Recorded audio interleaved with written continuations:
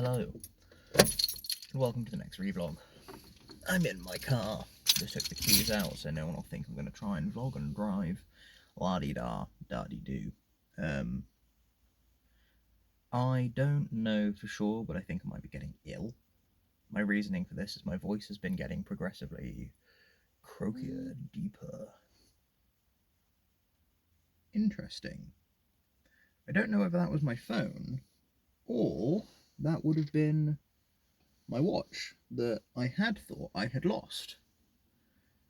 Maybe it's in here somewhere. I'll have a look when I'm done with this vlog. Because I didn't think my phone vibrated when I was recording, whatever. Okay, so what is this vlog regarding? It's regarding this weekend, as most of my weekendly vlogs are. Why am I in a car? Excellent question, whoever was thinking that.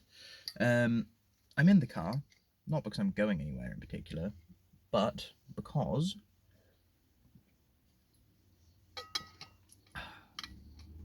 I am not at mine, and I figured the car would be a suitable vlogging space.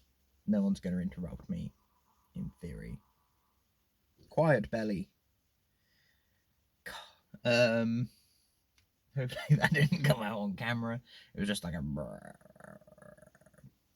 Regardless, I think I'm getting ill, croaky of voice progressively. Fatigue is going up rather than sort of plateaued where it was and dipping and rising occasionally. I'm getting more and more, so that's not ideal, but whatever. Hopefully I'll get through it. Because of the increased fatigue and potential illness, my exercise numbers are going to be reduced this week. I'm probably going to do maybe some skipping, and I'm going to do some push-ups. I'm going to aim for the 100, but rather than do all of them in as short a period as possible, I'm going to spread them out across the weekend. I did 15 yesterday after work.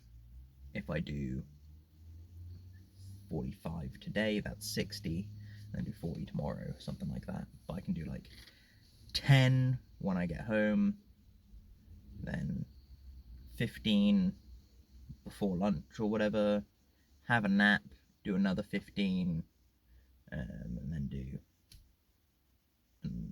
no more. That is 40. Oh, and then do 5 before bed, something like that.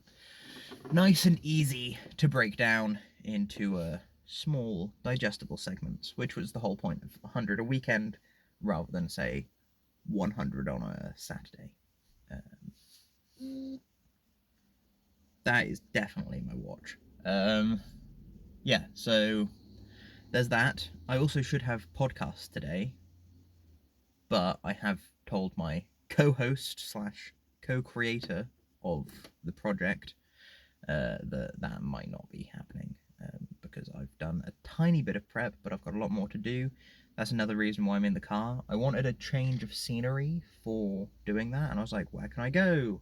My training space is a good space, but if I go there, my mum will be there, and she will just want to talk to me about stuff, and I won't get it done. Library, but don't have a library card. Don't know if the library is open right now, but I might check because it is kind of on my way home-ish. Yeah, and then I have various Kung Fu stuff. I was very upset at the end of Kung Fu this week. The form that I made, the 31 move form, apparently, other than the first 4 moves, bear in mind that I've shown like the 17 before, most of it needs adapting or changing. So I haven't done that. After Kung Fu, I was very frustrated, extremely frustrated. So I actually came here I'm parked in the car park of a park that is open 24 hours. No one was here. It was very dark because it was like 10 o'clock, but I went over to, like, there's a building that has lights that are also on 24 hours. Well, I say that. Whenever it's dark, they come on timered or whatever. So I went over there and planned it out a rough new one. start to finish, completely new, except for those first 4 moves, which I kept. I added in some of the same things from the previous form, but for the most part, new. Then I went home, I typed it up, I changed it slightly, because I couldn't really remember it, and I was still very frustrated, so I didn't really want to watch and skim through the video of me doing it to figure out exactly what it was. Got it to exactly 30 moves, and did a little diagram of where all the attackers end up to make sure that I don't trip over any of them or anything like that during it.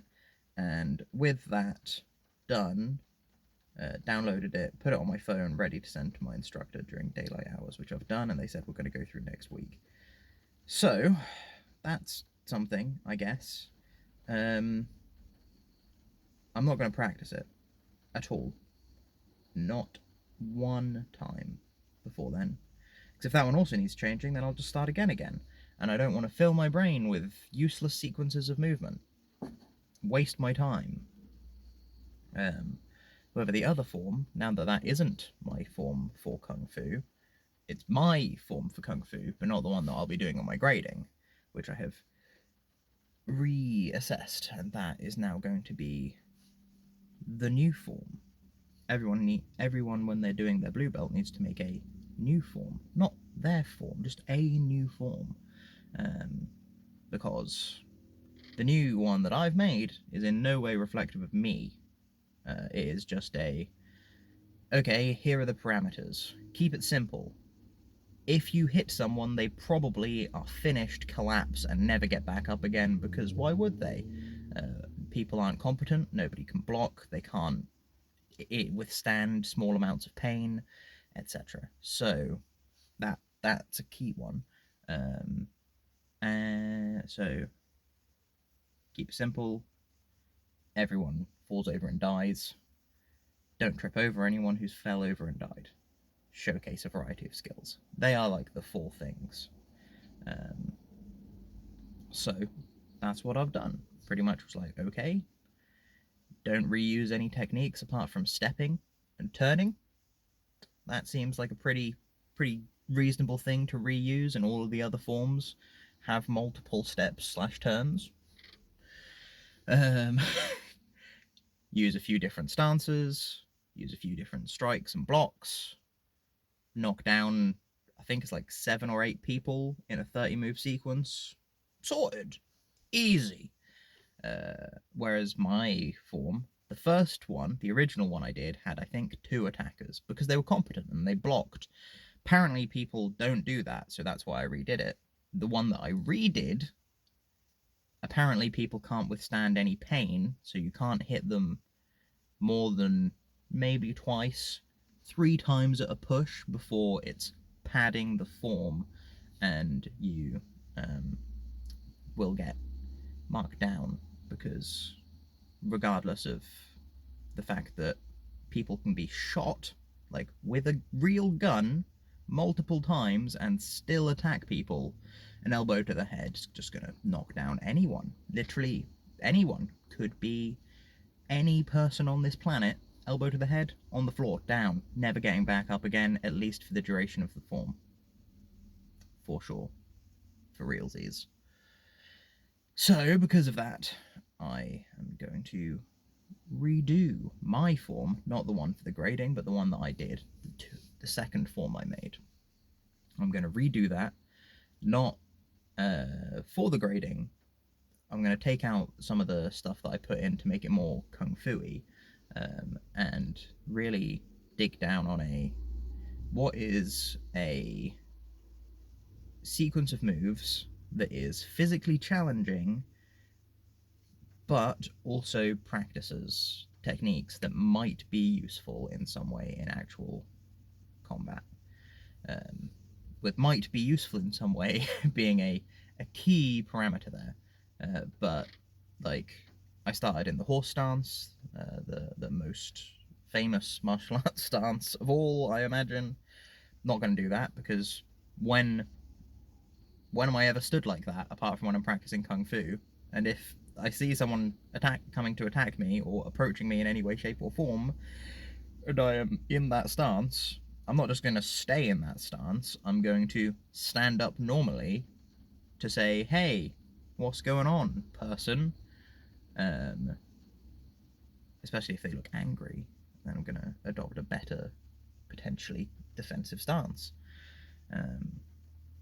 So yeah, I'm not going to start from there. I'm not going to do the same big flowery double movements that you have to showcase because that's how they're done in Kung Fu. I'm going to do things that make more sense.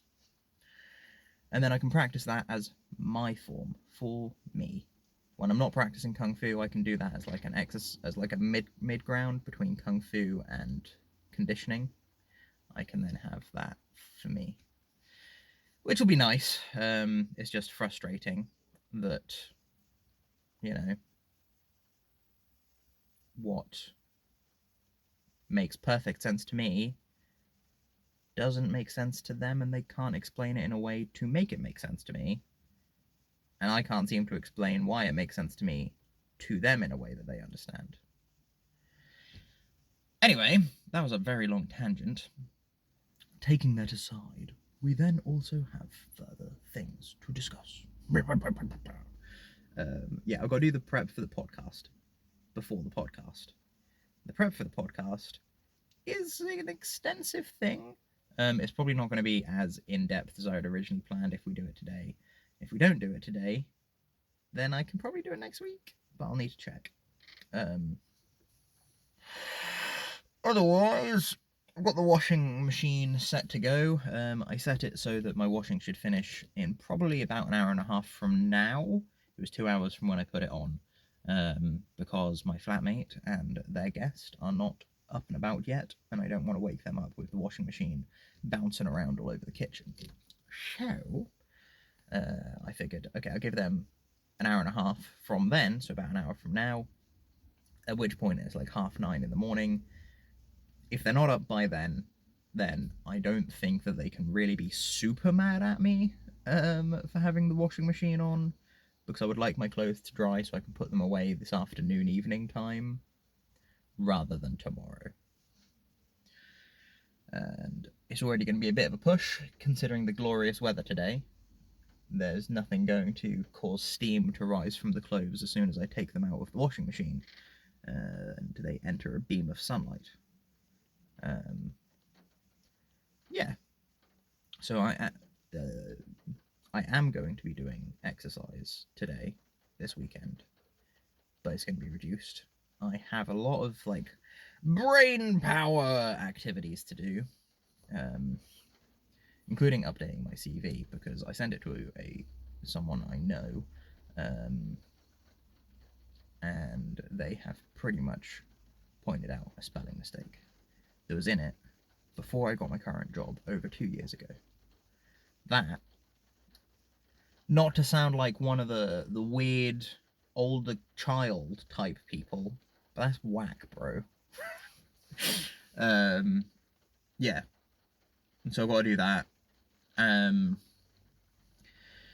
Oh, Nelly.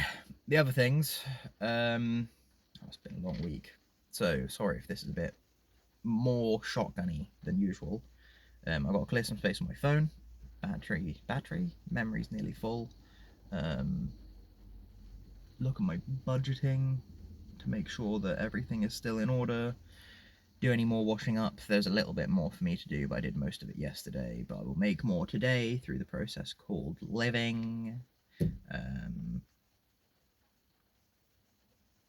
Yes, the fun thing. D&D last Thursday, by which I mean the day before yesterday, was D&D night. Online D&D, good fun, playing as Myth Giant, my Capra Goatman fighter. He, so I sent the racial stat block from Shadows over Van's Reach to the DM before session 0, and they said, yeah, that seems fine. However, we both realised there was part of it that they obviously couldn't read, which was the part that made me choose that race. But now we've played session 0, session 1, and session 2. I'm with this character now. That's the character. they're a big goat person. They've used like their racial abilities to get their stat blocks, yada yada yada. So I can't really change now. But the first time that their immunity to exhaustion came up, that was just a flat no, you can't be immune to exhaustion. Which, fine, you know? DM's choice. Very frustrating again, because that, again, is the main reason I chose that character, is because they're a fighter, so they get back most of their stuff on a short rest. It'd only be for healing hit dice that they would need to long rest. Now they need to long rest so they don't get exhaustion, and to cure exhaustion, etc. Really annoying. Because they want to be a smith, I was going to have them train to do smith things during the nighttime whilst everyone else sleeps, so that way we can still do the cool adventure stuff without needing as much downtime. Or they can train more during the downtime.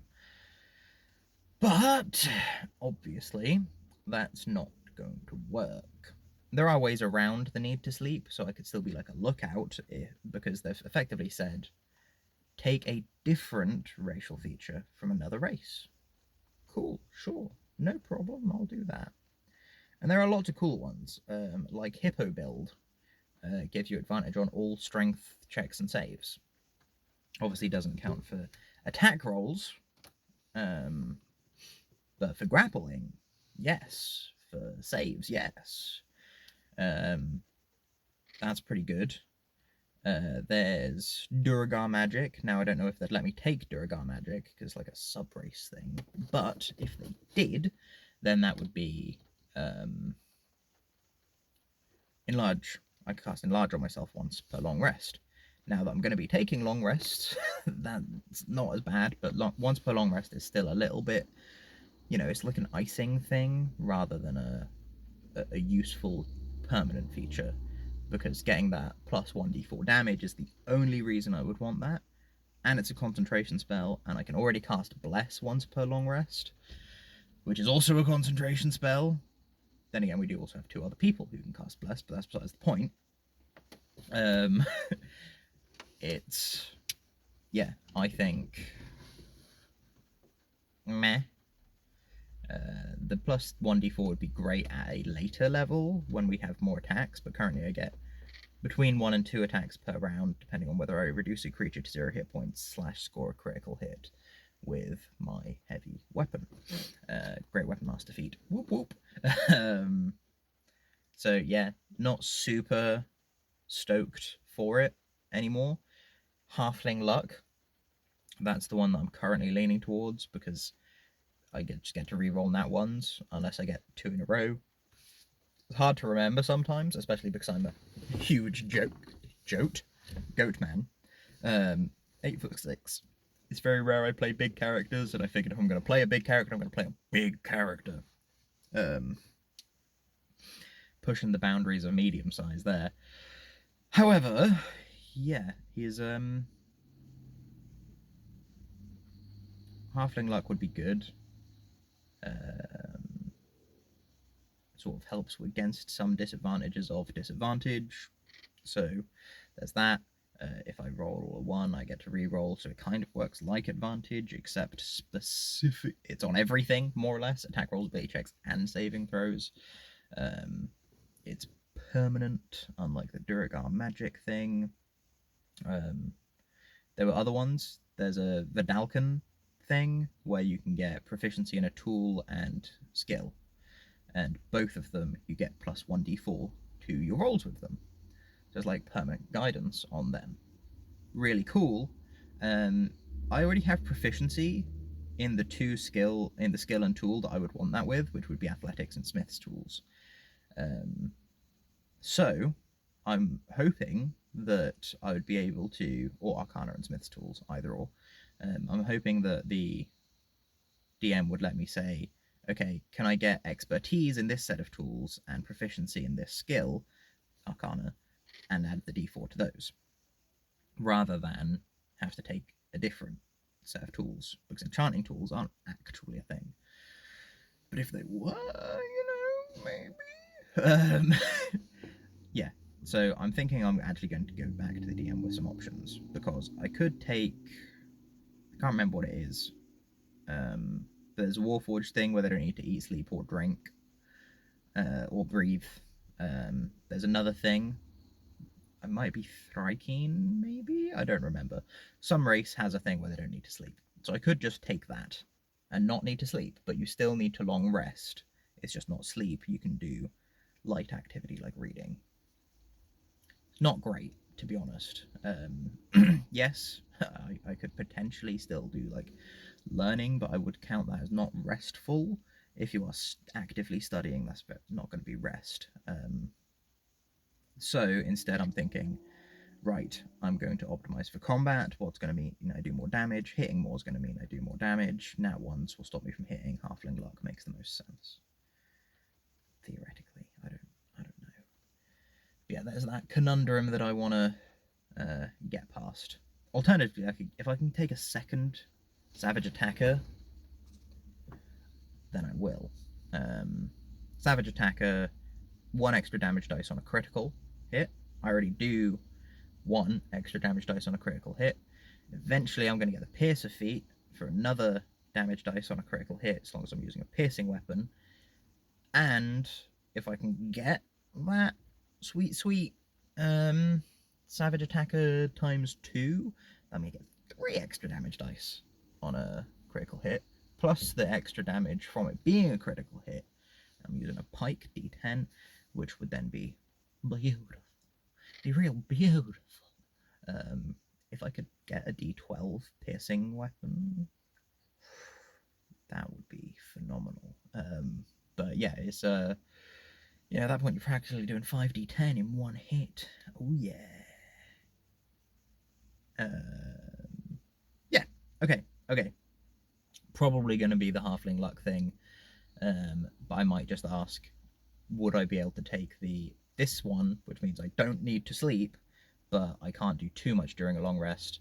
Would studying count as too much for a long rest? Or being on lookout or whatever. So I'm going to ask some questions, and we'll see how it goes. But yeah, I'm pretty excited. Oh, this has been 20 minutes. Really just needed to decompress, I think. I won't say that I feel better now, but I think that this process is like therapy. Yeah. So, what am I doing immediately after this recording? I am thinking about skipping. I think I've got a skipping rope in the back. Put some slippers on because I'm a barefoot person presently, but I've got slippers here. Put the slippers on. Do some skipping, 5 minutes roughly. Where I pretty much put on some music and do 2 songs. It's usually like 3 minutes each. If you take into account the amount of resets that I have to do these days, then take a minute off. You get about 5 minutes roughly. That'll be tough. Get sweaty, go home, have a shower, by which point washing will probably be done. Hang the washing up. Yada yada. Yada. Also want to drink some tea and lots of water. Should also see my family at some point. But there's so much else that I've got to do. I just spent 20 minutes talking about it. So seeing the family might be a back burner job this weekend, because the podcast meant to be starting in an hour and 20 minutes from now. That's not happening. Faux show. It's going to be, if anything, this afternoon. But I'm so tired. Ah, right. Enough procrastinating work from me. That's what these vlogs kind of are sometimes. Rather than talking about doing things, I'm going to go and do them. So I'll catch you cats on the flip-flop. And goodbye.